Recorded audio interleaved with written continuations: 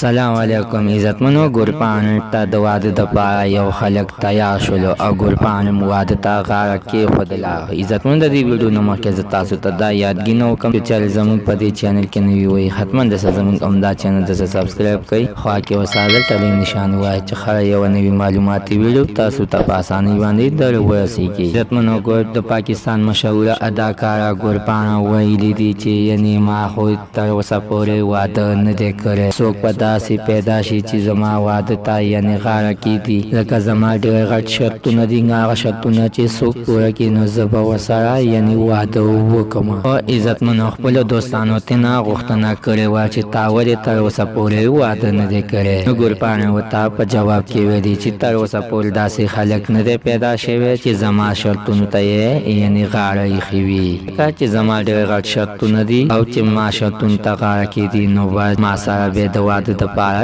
تیار به وي.